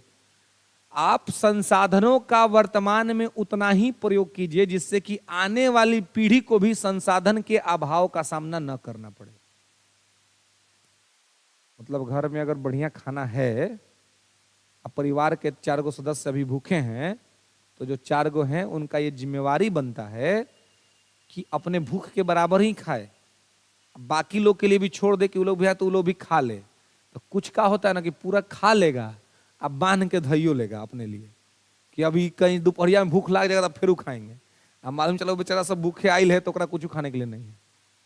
सतत विकास का मतलब यही है कि आप संसाधन का उतने प्रयोग की जितना हो सकता है, और ताकि पिछली पीढ़ी जो आपके बाद आ रही है उसको भी दिक्कत ना हो और वो भी संसाधन का उपयोग कर पाए। तो बेसिकली यही सतत विकास को पूछता है कि सतत विकास में तकनीक की भूमिका पर एक नोट लिखिए, टेक्नोलॉजी की इसमें क्या भूमिका होगी। तो आप देखेंगे बहुत सारा टेक्नोलॉजी बहुत सारा चीजों को हमारे लिए आसान तो किया है, लेकिन टेक्नोलॉजी के बहुत सारे उपयोग के वजह से बहुत सारा पॉल्यूशन भी फैला है, प्रदूषण भी हुआ है। तो ऐसे में आने वाली पीढ़ी पर इसका नकारात्मक असर पड़ सकता है ना। जितना हम लोग टेक्नोलॉजी का यूज किए हैं और कर रहे हैं, यहां तो कर ही रहे हैं, अंतरिक्ष में भी कर रहे हैं, है ना। और अंतरिक्ष में आप देखें, मतलब अभी अंतरिक्ष में कोई आदमी नहीं पहुंचा है, लेकिन सैटेलाइट्स को पहुंचा करके अंतरिक्ष में कूड़ा कचरा हमने पहले से भर दिया है। अभी हम पहुंचे नहीं है, लेकिन हमने सैटेलाइट्स के माध्यम से बहुत सारा कूड़ा करकट वहां पर जमा करा दिया। इसमें सबसे ज्यादा आगे है चीन, तो बराबर भेजता रहता है, बराबर उसका 2-4 को ठीक होता है, 2-4 को खराब हो जाता है, तो खराब हो जाता है तो आता नहीं है, तो वहीं पे फंसा हुआ है। तो ऐसे में ये सब क्या है, आने वाली पीढ़ी के लिए निगेटिव हो जाएगा। तो इसलिए करें कि भाई सतत विकास ये कि भाई आप अभी अपना विकास कीजिए, अपने लिए यूज कीजिए, लेकिन ये यूज करने के साथ साथ आप आगे की पीढ़ी की आवश्यकता का भी ध्यान रखिए। नेक्स्ट है, हम लोग के जीवन में क्रांतिकारी परिवर्तन लाने में नैनो टेक्नोलॉजी के पास असीम संभावनाएं हैं। मानव स्वास्थ्य के संदर्भ में नैनो टेक्नोलॉजी के उभरते प्रयोगों का विवेचन कीजिए। हाँ, नैनो टेक्नोलॉजी करंट का क्वेश्चन है ना, तो नैनो टेक्नोलॉजी पे भी आपको जो है सो इसमें बात करना था। तो करंट अफेयर से देखिए, करंट स्टैंडर्ड का पढ़ना शुरू कर दीजिए, ताकि आपको, और 70वीं कितने लोगों को देना है इसमें से? लगभग लोगों को देना है, आपको नहीं देना है? देना है तो करके कर ले। हाँ, मतलब लगभग लोगों को देना है। किसको नहीं देना है जी, बताइए? नहीं देना है। क्या आप लोगों को कब देना, मतलब क्या है, अभी ग्रेजुएशन नहीं हुआ है? कौन सा ईयर है आपका? आपका ही फर्स्ट ईयर है, आपका सेकेंड ईयर है, मतलब उसके बाद आप लोगों को आगे के देने होंगे ना, मतलब तो 71वीं 72वीं तक में भी, 72वीं तक, 71वीं भी तो नहीं, क्योंकि 72वीं तो मैं तो कहता हूँ जिसके पास टाइम है 2-3 साल, बीपीएससी का तैयारी कहाँ करेगा जी? अब तो यूपीएससी जैसा हो गया बीपीएससी है। जिसके पास टाइम है उसको यूपीएससी के बारे में सोचना चाहिए, बीपीएससी में टाइम खराब नहीं करना चाहिए, क्योंकि देख लीजिए पूरा पेपर हुआ वैसा हो गया है। अब यूपीएससी का पेपर उठा के देखिए, लगभग आपको मैच करता हुआ दिख जाएगा, है ना। तो सारा मैटर वैसे ही हो रहा है। तो समय है, टाइम है, तो उसके हिसाब से पढ़ेंगे तो ये, क्योंकि बीपीएससी के लिए तो 2 साल बहुत ज्यादा समय है, बीपीएससी के लिए 2 साल बहुत ज्यादा समय है, और यूपीएससी के लिए 2 साल ठीक समय है, क्योंकि 10 से 11 महीना तो पूरा सिलेबस पढ़ते लग जाता है। जब पढ़ लिया तो फिर अब 1 साल उस पर रिवीजन, यानी कि पढ़ते पढ़ते एग्जाम पर नहीं होता है मैटर, पढ़ने के बाद फिर 1 साल और पढ़ना पड़ता है घर में बैठ करके, तब जा करके वो दिखने से लगता है कि कोचिंग वाला सब कहता है ना 10 महीना में करा देंगे, 10 महीना में उसके नाना जी नहीं करा पाएंगे, है ना, कोई नहीं करा पाएगा 10 महीना में। यूपीएससी है ही ऐसा चीज, इतना ना सिलेबस है कि भास्ट की 10 महीना कौन करा, 10 महीना वो अपने स्तर पे कंप्लीट करा देगा, अब फिर 10 महीना आपको अपने स्तर पर देना है। लगभग 1.5 साल 2 साल का तैयारी होता है प्रॉपर, तब जाकर के वो लेवल और ये चीजें आपकी डेवलप हो जाती हैं कि आप उस तरीके से, मतलब कि तब हो जाता है कि कहीं से कुछ भी पूछा जाएगा, कहीं से कोई भी बात होगी तो आप एलिजिबल होंगे उसको हैंडल करने में, उसको ये करने में। तो इतना टाइम तो वो लेगा, डिमांड करेगा। बीपीएससी के लिए फिलहाल उतना समय का कोई आवश्यकता नहीं है ना। तो जब टाइम है तो उस लेवल पर प्रिपरेशन करना चाहिए, क्योंकि उस लेवल पे चल जाइएगा तो जिस दिन भी, जिस समय भी आप इस पे आइएगा तो इसको बढ़िया से निपटा दीजिएगा, कहीं कोई दिक्कत आपको नहीं होगा। ठीक है, देखिए इसमें तो जो आपको क्वेश्चंस हैं, मैंने कहा 5 क्वेश्चंस हैं, 5 क्वेश्चन को जरूर लिखिएगा, कल लिख के लाइएगा इसको। ठीक है, यही मैंने डिस्कस कर दिया, क्लास कुछ हो नहीं पाया, ठीक है, लेकिन इसलिए मैंने डिस्कस कर दिया क्योंकि इससे आप लोगों को फायदा होगा। और दूसरा चीज ये है कि इससे भेजा है आपने, भेजे हैं, देखते हैं।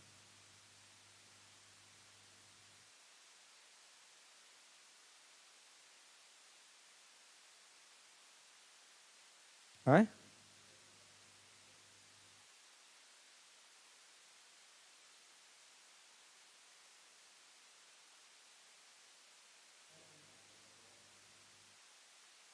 देखिए इसलिए आप ये करना है, प्रयास करना है कि जो भी चीज है ना, मोटिवेशन कहीं बाहर से नहीं खोजना है ना, मोटिवेशन अपने अंदर से निकालना है, और आपको लगना चाहिए कि आप कर सकते हैं। क्योंकि अगर आपको लगेगा कि आप कर सकते हैं तो आप कर सकते हैं। ठीक है, वो सुने ना, मन के हारे हार है और मन के जीते जीत। विवेकानंद भी कहते हैं जैसी आपकी सोच होगी वैसी आपकी मनोवृत्ति होगी, और जैसी मनोवृत्ति होगी वैसी अभिवृत्ति होगी। तो मनोवृत्ति को ठीक करने का आवश्यकता है, अभिवृत्ति वैसे ठीक हो जाएगा। अपने पे विश्वास रखना है कि मैं कर सकता हूँ। 3 क्वेश्चन जो है ऐसे, जो आपका फॉर्मेट है वही 3 क्वेश्चन है ऐसे है, और 700 से 800 वर्ड में आपको तीनों लिखना है ना। तो इसमें आप देखिए कि एक जो अच्छा बात हुआ है इस बार केसे का वो ये है मतलब थोड़ा आसान मामला जो है वो ये है कि जो एक उम्मीद था कि एक आपको मूर्त और अमूर्त, सब्सट्रैक्ट और अब्स्ट्रैक्ट करके पूछेगा, वैसा नहीं पूछा है। दोनों ही टॉपिक आपको मूर्त ही है। आप पार्ट 1 का भी आप देख लीजिए तो विज्ञान और प्रौद्योगिकी मूर्त टॉपिक है ना। कृषि व्यवस्था मूर्त टॉपिक है। मूर्त मतलब से ना जो दिख रहा है, तो दिख रहा है उसको लिखने में कोई असुविधा नहीं होता है। कृषि व्यवस्था में लिखना हो तो क्या दिक्कत है ना। पूरा भारत की इकोनॉमी को माना जाता है कि भाई कृषि से संबंधित है ना। और काले धन की अर्थव्यवस्था और अपराध और भ्रष्टाचार का प्रमुख कारण है। आधुनिक संचार क्रांति ने मानव के संचार साधनों के साधनों और टेक्नोलॉजी के प्रति जागरूकता में क्रांतिकारी रूप से वृद्धि की है। चारों टॉपिक जो है वो क्या है, मूर्त है, दिख रहा है, आराम से लिख सकते हैं, इसमें कोई दिक्कत नहीं।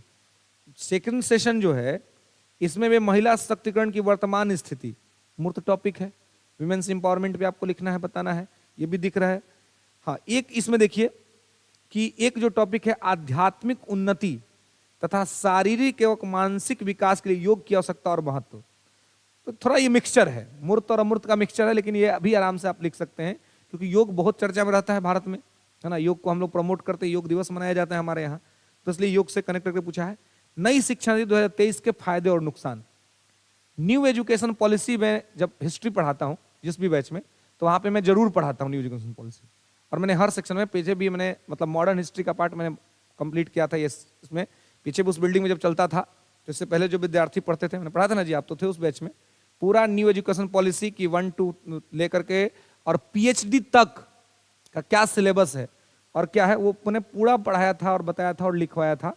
और वही सीधे पूछा है कि नई शिक्षा नीति के फायदे और नुकसान क्या है ना। तो निबंध इस पर लिखना था। न्यू एजुकेशन पॉलिसी के कस्तूरीरंगन की अध्यक्षता में तैयार की गई, इसरो के पूर्व अध्यक्ष थे और उन्होंने तैयार किया था, तो उसी पे पूछा गया है। तो ये भी तो दिखने वाला चीज है, आराम से अगर टॉपिक रेडी है तो आप लिख सकते हैं, कहीं कोई दिक्कत नहीं है। भारतीय कृषि पर जलवायु परिवर्तन का प्रभाव तथा बचाव के उपाय। मैं एक चीज आपको हमेशा कहता हूं कि जिसका GS अच्छा होगा वो निबंध अच्छा लिख ही लेगा। आप देख लीजिए ना, दोनों का टॉपिक आपके GS के टॉपिक से मैच कर रहा है। कृषि GS में भी पूछा है, विज्ञान प्रौद्योगिकी GS में भी पूछा है ना, संचार क्रांति GS में भी पूछा है, ISA में भी पूछा है। ठीक है, तो कहने का मतलब यह है कि कृषि और जलवायु ये आपको पेपर 2 में अभी हम लोग डिस्कस कर रहे थे, वहां पर पूछा है। तो जिसका GS अच्छा होगा उसका निबंध अच्छा हो जाएगा।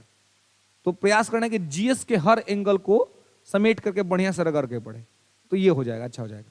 लेकिन अब चुनौतीपूर्ण होता है ये जो वर्ड वाला होता है ना, जो कह रहा है कि बिना समाज के बोली हो सकेला, बिन बोली के समाज हो सकेला का, है ना। तो धोबिया के कुकुर न घर के न घाट के, है ना। आगे नाथ न पाछू पगहा, बिन छान के कूदे गधा, है ना। अनेर धुनेर के राम रखवार। ये ऐसे वर्ड्स हैं जो हम लोग वन वर्ड सब्स्टिट्यूशन के तौर पे अपने समाज में यूज करते हैं। हमारे पुरखे यूज करते थे, हम लोग को तो पता ही नहीं उतना कि हम लोग यूज करेंगे, लेकिन पुराने जमाने के लोग यूज करते थे, अभी भी यूज करते हैं। अब उनको ये नहीं पता कि उनके द्वारा यूज किया यूज अब आपको BPSC पढ़ के SDM DSP बनना है ना। अब कभी कोई बोले तो उनको समझाइएगा क्या बड़ा महत्वपूर्ण बात बोलते थे, अब मुझे यही टॉपिक पढ़ना पड़ रहा है ना। उस समय तो लगता था कि आप मजाक कर रहे हैं, लेकिन बहुत महत्वपूर्ण बात है। अब देखिए इसमें कह रहा है कि बिन समाज के बोली हो सकेला का, आप बिन बोली समाज हो सकेला का। देखिए तो बोली का मतलब यहाँ भाषा है, लैंग्वेज, है ना। तो लैंग्वेज के महत्व पर आपको इसमें लिखना है, भाषा के महत्व पर, है ना। तो भारत के संविधान में 8वीं अनुसूची में 22 भाषाएं हैं, है ना। इन 22 भाषाओं के बारे में बताते हुए और साथ ही हिंदी का मुद्दा उठाते हुए कि हिंदी जो है अभी तक राष्ट्रीय दर्जा इसको नहीं मिल पाया है, ठीक है। तो राष्ट्रीय दर्जा हम इसको कैसे दे सकते हैं, किस प्रकार से राष्ट्रवाद के विकास में सहायक हो सकता है। और साथ ही हम उत्तर के लोग को दक्षिण की भाषा सीखनी चाहिए, दक्षिण के लोगों को उत्तर की भाषा सीखनी चाहिए, ताकि एक लैंग्वेज इंटरचेंज हो। आखिर हिंदी क्यों नहीं लागू हो पाया, क्योंकि दक्षिण के लोग विरोध करते हैं। तो दक्षिण के लोग का विरोध करने का रीजन ये है कि उनको लगता है कि उत्तर के लोग हमारी भाषा से कोई लगाव ही नहीं रखते, और ये सही बात है। हम लोग कहाँ तमिल तेलुगु कन्नड़ के बारे में कहाँ बात करते हैं, नहीं बात करते हैं। लेकिन उनको भी एक बात समझना चाहिए कि उनकी जितनी मूवियां बनती हैं, उनके जितने एक्टर और एक्ट्रेसेस हैं, अगर वो तमिल तेलुगु में ही उनका केवल फिल्म चले तो लोग कितना कमाएगा, लेकिन उसका ये लोग हिंदी में डब कराता है, और जैसे ही हिंदी में डब हो जाता है तो उस मूवी को बहुत सारा दर्शक मिल जाता है, फिर मूवी करोड़ों का बिजनेस करता है। तो जब आप अपने बिजनेस के लिए हिंदी सीख सकते हैं तो राष्ट्र की अखंडता के लिए हिंदी कहाँ नहीं सीख सकते हैं।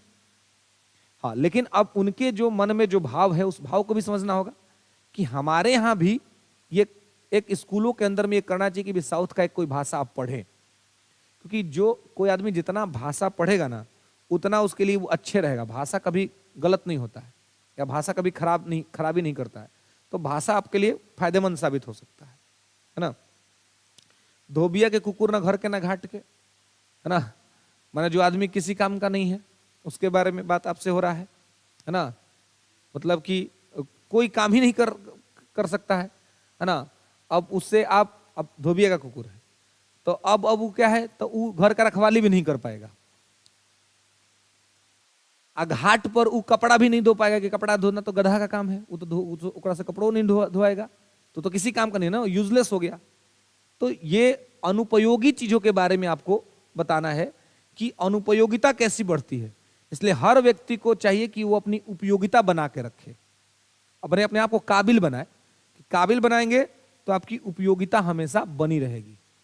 अगला है, आगे नाथ न पाछू पगहा, बिन छान के कूदे गधा। अब देखिए, आगे नाथ न पीछे, ये इसको कहा जाता है जिस पर कोई कंट्रोल ना हो, है ना। हाँ, जिसको मतलब कोई डर नहीं है। अब आप घूम रहे 1 बजे रात को, आपको फर्क नहीं पड़ता है कि आपके माता पिता आपको फोन करेंगे, या फोन कर दिया तो आपने कह दिया रखो फोन, सोचती आराम से, हमको घूमने दीजिए, है ना। उठाना नहीं, मतलब आपको कोई फर्क ही नहीं पड़ता है कौन क्या कह रहा है, कौन क्या सुन रहा है, कौन क्या समझा रहा है, आपको कोई फर्क नहीं पड़ रहा है ना। है?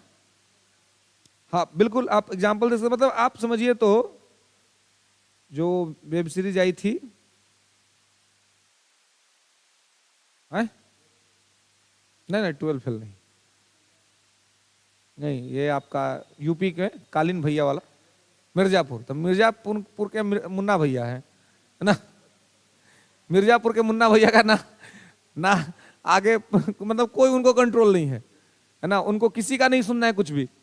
उनको पिताजी कुछ बोले तो पिताजी को मार दो, अरे भाई दादा बोल रहा दादा का केबल कटवा देंगे। दादा दिन भर बैठ के टीवी देखते उनका दिमाग खराब हो गया, केबल कटवा देंगे, है ना। उनके पीछे कोई नहीं है, मतलब किसी का नहीं सुनना है उनको।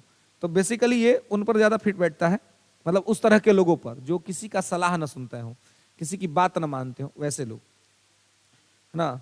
अनेर धुनेर के राम रखवार, अभी ऐसे जिसका कोई नहीं उसका राम होता है। लोग कहते हैं ना कि अगर हमारा कोई नहीं है तो हमारे लिए भगवान है ना। तो ये बेसिकली उसके लिए कि भाई अगर आप कोई आपका सहायता नहीं कर रहा है, कोई आपके साथ नहीं है, तो ईश्वर है जो आपका समर्थ और आपका सहायता करेगा, है ना। तो बेसिकली ये जो आपके वन वर्ड सब्स्टिट्यूशन के तौर पे जो हमारे समाज में यूज किया था उसके संबंध में है। इसको आपको प्रैक्टिकलिटी के साथ कनेक्ट करके तब लिखना होता है ना। मतलब व्यवहारिकता के साथ वर्तमान में जो घटित हो रहा है वो सारा चीज, तो वैसे कनेक्ट करके इसको लिखना है, करना है, ठीक है। और इसको भी लिखिएगा, ठीक है। कल इसको आगे हम लोग बात करेंगे, आज नहीं पढ़ा लेकिन और ये ऑनलाइन में भी मोहम्मद शहबाज आलम, शहबाज कल आप आए थे मिलने, आप वही शहबाज है ना, ऑनलाइन से शहबाज आलम, रणधीर कुमार, अखिलेश कुमार, रणधीर, है ना। तो आप लोग भी पेपर डाउनलोड कर लीजिएगा और प्रयास करिएगा लिखने का, ठीक है, कि पेपर आप लोग लिखे, ठीक है। ऑनलाइन में थोड़ा मेंस में थोड़ी दिक्कत होती है कि आपका लिखा हुआ चेक करने में समस्या, लेकिन जब कभी भी आए तो आप अपना आंसर लेकर के आ सकते हैं, ठीक है। चलिए मिलते हैं नेक्स्ट क्लास में, ओके।